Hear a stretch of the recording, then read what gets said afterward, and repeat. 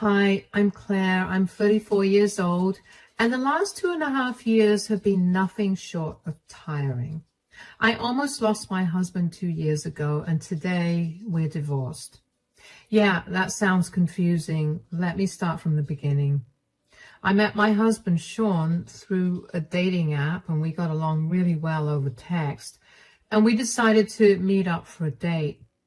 Our date also went really well, and one date turned into two, and then into many more. We dated for 2 years before we decided to move in together. We were both living in rented apartments, but my apartment was bigger and better than Sean's, so he moved into mine. A year later, Sean proposed to me, and I said yes. We got married in a beautiful ceremony surrounded by all our friends and family. It was definitely one of the happiest days of my life, especially in comparison to everything that came afterwards. A year into our marriage, Sean lost his job. Apparently, Sean had been showing up for work late too much, and that was costing the company too much, so they let him go. I remember confronting him about why he was late for work when he had consistently left for work well ahead of time. I don't exactly remember what he said, but I do know that he brushed off my questions with some excuse. I let it go because I thought he was struggling with something. I tried my best to be there with him while he searched for another job. And during that time, Sean began to beg me to buy a house. I tried to tell him that with his lack of income, it would not be a good idea to buy a house. But he kept pressuring me to do it and even got his family involved. Eventually, I caved, and when it came time to put down a deposit, Sean obviously had no money, so I shouldered the whole thing. I made sure to only put my name in the deed and the title, and I don't know why, but I had a gut feeling that it was the right thing to do. Sean was okay with this when I told him about it too. A few months after we moved into our new home, Sean managed to find a new job. I was happy for him, and especially happy because I'd finally have some help with the mortgage payments. But Sean refused to help when I asked. He told me that since it was only my name on the deed and the title, he shouldn't have to pay for the house. That resulted in a huge fight between us because I couldn't believe his audacity. The only reason I was stuck paying the mortgage on the house was because he forced me to buy it. I told him that if he helped with the mortgage payments, I'd put his name on the deed. Sean told me that it was too late to do that because he'd seen my true colors. Things remained awkward between us for a while after that because I felt bitter that Sean was not helping me with the expense that he pressured me into taking up. But all of that resentment and anger went down the drain when one day I got a call telling me that Sean had gotten into a near-fatal car crash. He was in the operation theater getting emergency surgery, and while he may wake up again, he may not be fully functional. I dropped everything I was doing and rushed to the hospital. When I got there, I had to wait for 3 hours until Sean was wheeled out of the operation theater. The surgeon told me that Sean had suffered some extensive nerve damage, which he tried his best to fix, but it would affect his ability to walk. It was not irreversible, but he'd need a lot of physiotherapies to get back to walking again. I thanked him for his hard work and waited another 4 hours for Sean to wake up. At that time, I couldn't help but stress about how we were going to afford everything. Sean was on my insurance, but that would only cover so much. The rest of the expenses we were going to have to take care of as it is, and we were struggling to make ends meet. And with this, at some point, the stress and the anxiety of the day got to me, and I fell asleep. But Sean's questions woke me up. Where am I? What happened? Oh, sweetie, I'm so glad you're alive. You were in a horrible car accident. What? How did that happen? Why do I not remember anything? You were hit by a speeding driver at a stoplight. It's a miracle you survived. I was so scared when I got a call telling me that you were in an accident. I thought I lost you.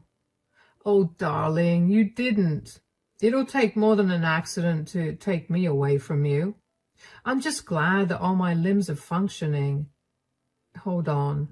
Why can't I feel my legs? Is something wrong with them? Please don't freak out, sweetie, but you suffered some pretty serious nerve damage because of the accident.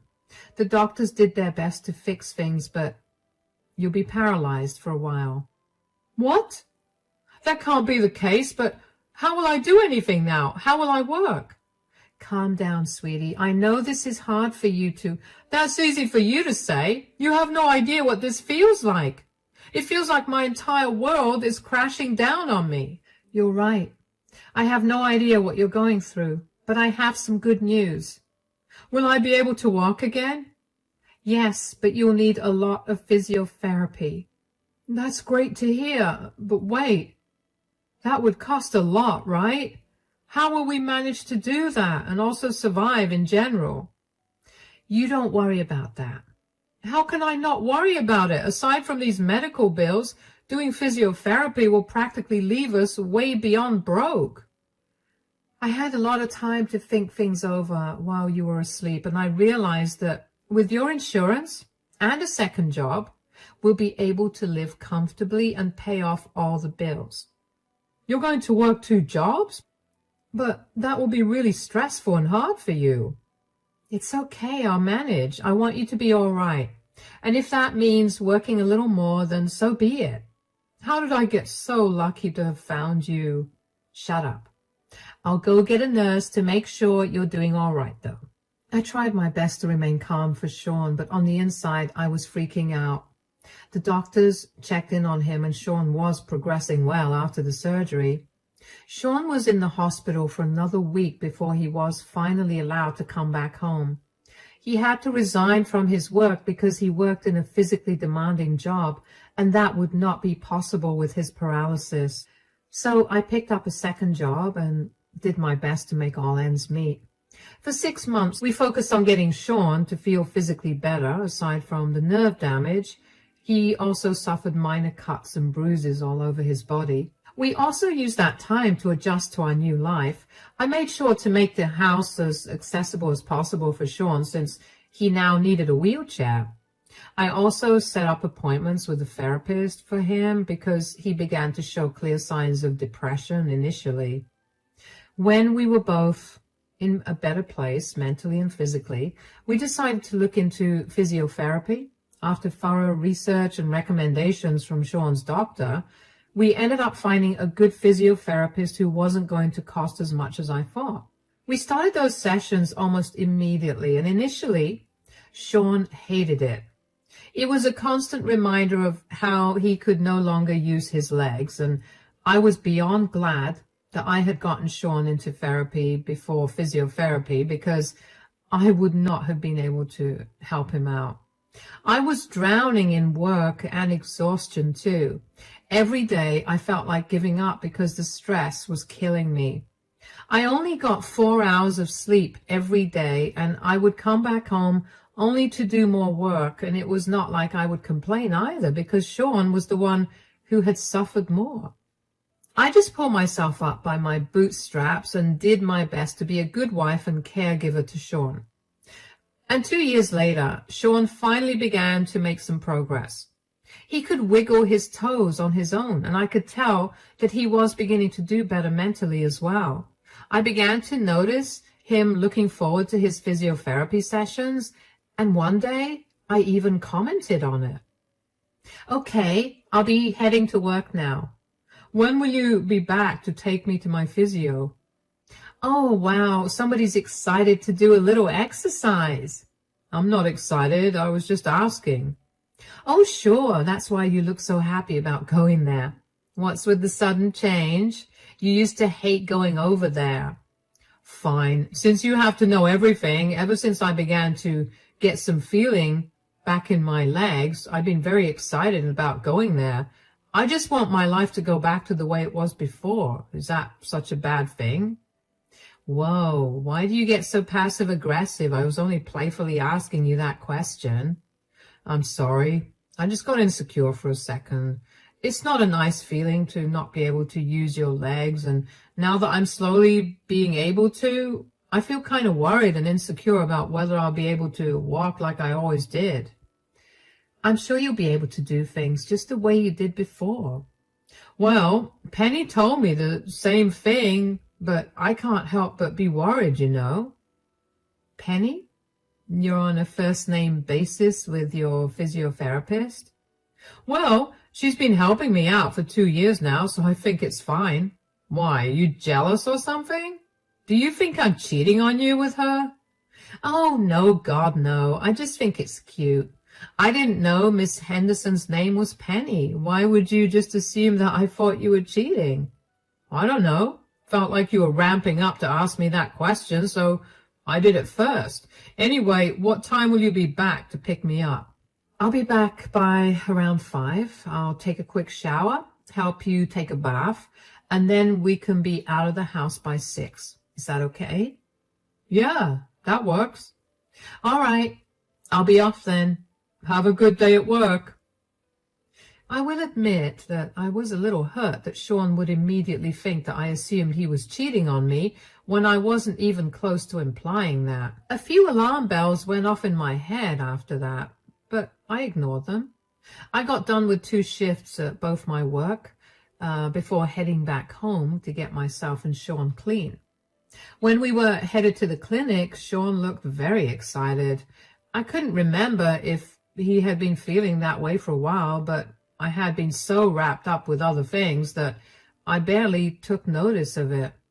Still, it was nice to see him look so happy. I dropped him off in the physiotherapist Penny's office and decided to go out for a cup of coffee while Sean did his sessions. And just as I was about to leave the clinic, the receptionist, Layla, stopped me. Sometimes I'd sit in the waiting room while Sean did his sessions, and I'd usually chat with Layla. Over the 1.5 years that I'd been visiting the clinic, Layla and I ended up becoming pretty close, so I didn't think anything was wrong when Layla asked me to wait. But what worried me was when she asked me how my relationship with Sean was going. Hey, Claire, do you have a minute? Yeah, I guess. Why? Is everything okay? Yeah. Why don't you just come over here for a minute? Sure. How are you doing? I'm doing okay. I'm sorry, but why are you asking me this, and why did you make me sit here? I just want to make sure that not only the patient, but also the caregiver gets taken care of. Oh, that's sweet. Well, it's been hard. I mean, I never expected Sean to be paralyzed. But I guess it's good to know that he's slowly recovering. I just wish he'd recover a little faster. Is that a bad thing? Absolutely not. Why do you feel that way, though? It's just, I'm working 2 jobs, and between that and taking care of Sean, I feel like I'm going to burn out, and I can't afford for that to happen. I get that. And you and Sean? Is your relationship doing good? Yes. I mean, we don't get to spend much time together, but we're still happy.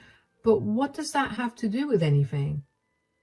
Okay, I've been very conflicted about telling you this, but every time I see you, you look even more tired than the last time, and I cannot keep this with me any longer.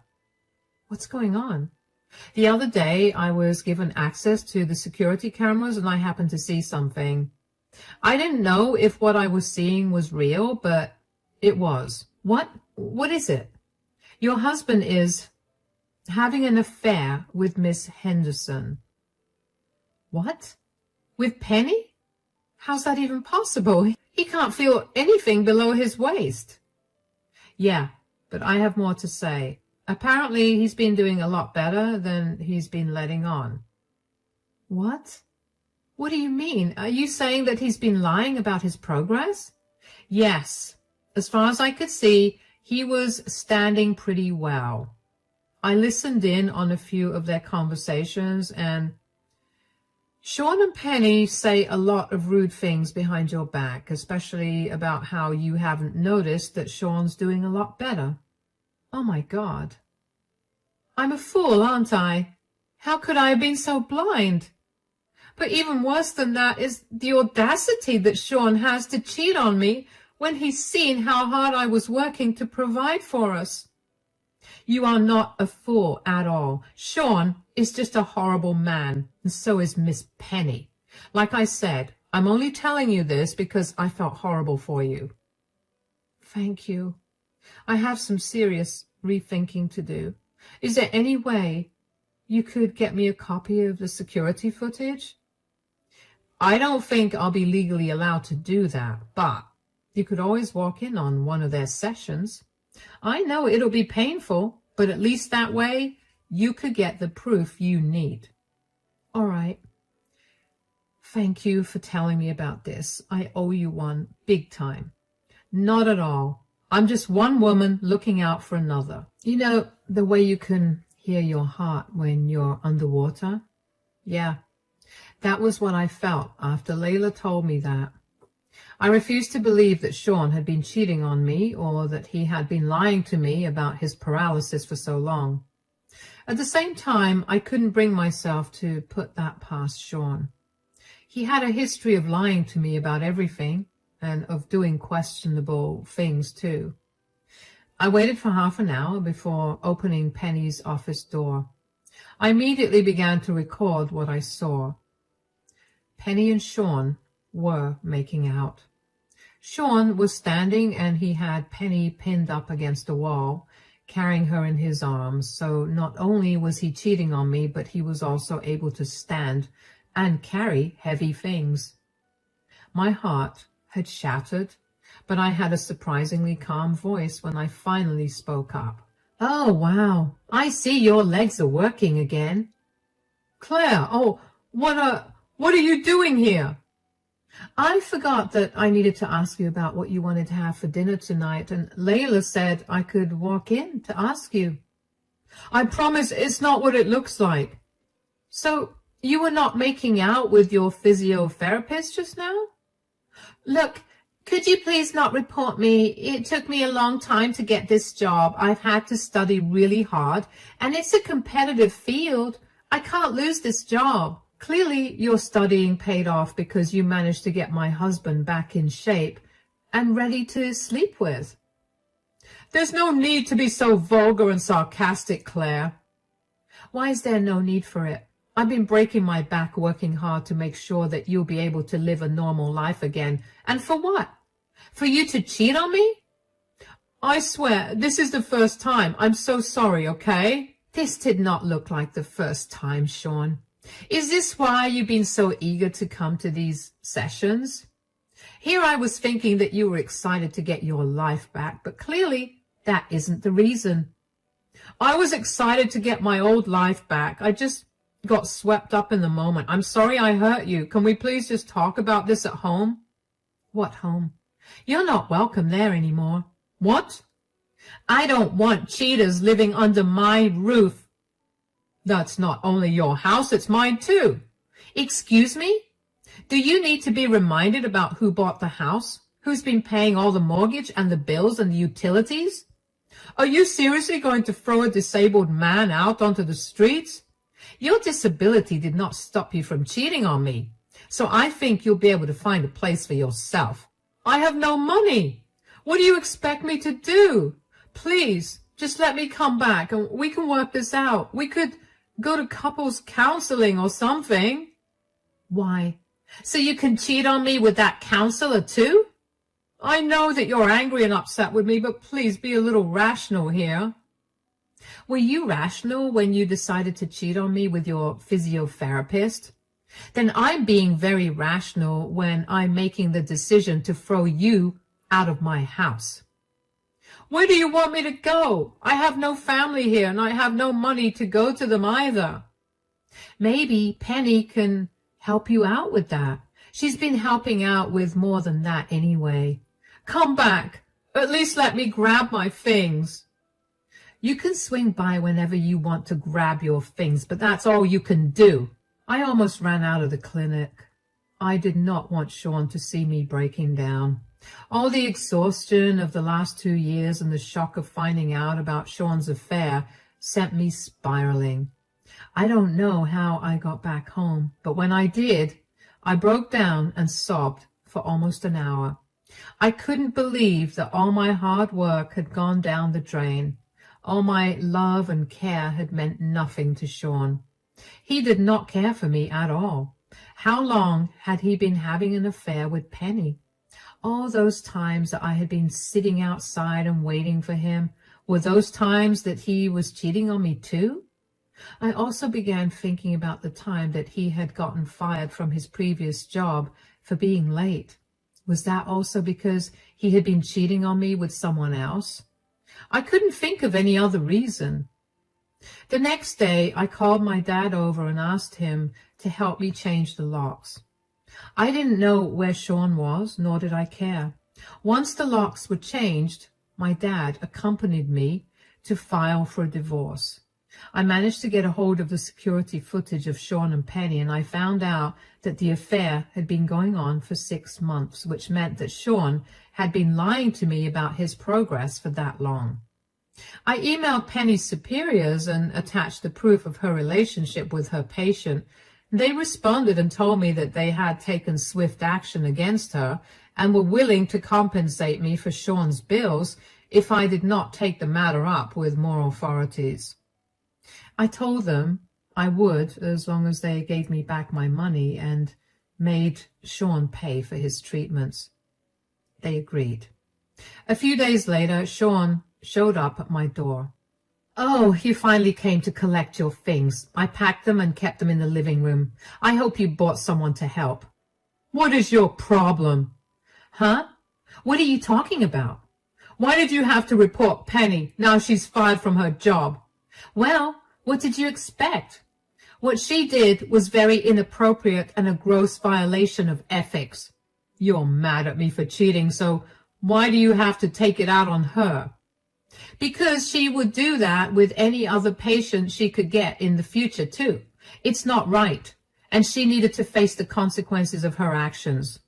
"Why are you so up in arms about it? Are you sad because your meal ticket won't be able to provide you with a good life like I did now that she lost her job?" "Why couldn't you have just talked to me like a normal person? Why did you have to ruin her life? Now I really have nowhere to go and I have a huge bill to pay off." "You want to talk like a normal person? Fine. Why did you cheat on me, Sean? You saw how hard I worked to pay off your bills and to make sure you were living a good life. You saw how much I sacrificed to make sure you were okay. So why did you cheat on me?" "With how much you worked, I was lonely. You can't possibly expect a man to be okay with being left alone for so long. Penny recognized my loneliness and she helped me. She did what you should have been doing for me as my wife." "You can't be serious. You were feeling lonely, so you cheated on me. You cheated on me because I wasn't doing my duties as a wife? What about me working 2 jobs and sleeping only 4 hours a day to pay your medical expenses? That's not a duty that a wife does for her husband." "That's not the only duty. You're supposed to take care of all my needs, not just one of them. You're just jealous that I found someone better than you, so you're lashing out." "Have you always been this entitled? Do you hear the words coming out of your mouth right now?" "It's not entitled to expect your wife to be there for you." "How was I not there for you? I made sure to make time for us to spend together, even when I was beyond exhausted. I did everything I could for you, and you just spat in my face." "We both clearly had some good points, and I feel like we'll only keep talking in circles at this rate. Why don't we schedule an appointment with a couples counselor? We can sort our issues out there, and we can go back to being who we were." "That is not happening. I told you that before, and I'm telling you again, I don't want to be with you. You've shown me your true colors, and I'm done. You have not given me a single valid reason for you cheating on me, and even if you did, I wouldn't care. Take your things and get out of my house." "What if I don't do that? I want us to work it out, please." "There's nothing to work out, Sean. If you don't take your things out, I'll throw them out. or I'll put them in a storage facility that you have to pay for. I'm giving you an hour to get this stuff out, or I'm calling the police to get you off my property. To say I was mad would be an understatement. I couldn't believe the sheer audacity that Sean had to try to explain himself, and was enough to set off my anger. But for him not even to justify his cheating with a valid reason made me see red. Of course, there's no excuse to cheat, but I wouldn't have been so angry if he at least had a better reason to cheat on his hard-working wife. After that conversation with Sean, I went to my room and I locked the door. I didn't want to deal with him, and I knew that he tried to start another conversation with me if I gave him even the slightest hint that I wanted to talk. Thankfully, Sean didn't make too much of a fuss after that. He called someone to help him take the boxes of his stuff out, and within an hour he was out of my house. I was so relieved that he didn't make another fuss, because I wasn't sure I would have been able to hold myself back from being outright mean to him. The next day, after Sean moved his things out, I met up with my divorce lawyer and asked him if my divorce papers were ready. They were, so I paid to serve them to Sean without me having to meet him again. It took a while to find out where he was staying, but I managed to get in touch with one of his friends who told me that he was staying with them for the moment. When Sean got served with the divorce papers, he called me to yell at me yet again because he thought that I was overreacting to what had happened. I barely let him talk for a minute before I cut the call on him. After that, I began to get calls from his friends and family, all of whom were telling me that I was horrible for leaving him. I didn't understand why they were all piling on me for being a horrible one when Sean was the one who cheated. So I spoke to Sean's sister, who told me that Sean was going around telling everyone that I mistook his friendly banter with the physiotherapist as him flirting with her, and that I was overreacting to that. Up until that point, I had decided to keep the reason for our divorce private. I decided to do that out of respect for our previous relationship, and because I knew that if people found out that Sean had cheated, he might not have gotten the help he needed, considering he was still new to being able to walk. All of that went right out the window when I heard that Sean was spreading lies about me. I don't know why I expected some amount of maturity from him, but since he wasn't capable of that, I created 2 text groups, one for his family and the other for his friends, and I sent the security footage along with my recording of Sean making out with his physiotherapist. I then blocked Sean and all his friends. I heard from Sean's sister later on that Sean was livid that I had exposed him like that. His parents decided to go low contact with him because they couldn't fully abandon him when they'd almost lost him in the accident, but they were very disappointed in him. A lot of Sean's friends had stopped being friends. Not only because he was a cheater, but also because he had pointlessly lied to them and made them look like fools. The friend who had opened his doors to Sean also asked him to leave because Sean had lied to him about many more things than just his affair. The friend had had enough and wanted him out. Last I heard, his parents helped him get back home, but they're not helping him out much. It's been an exhausting few months. After Sean went to stay with his parents, he signed the divorce papers and barely contested much. It took a while for the divorce to get approved, but once it did, I felt like a free woman again. It's been a long time since I had any time to myself, and I'm looking forward to unwinding and catching up with a lot of my hobbies. Even though it still hurts every now and then to think about the love I lost, it's still nice to know that at least I hadn't lost myself in the whole ordeal. Here's to happier days now.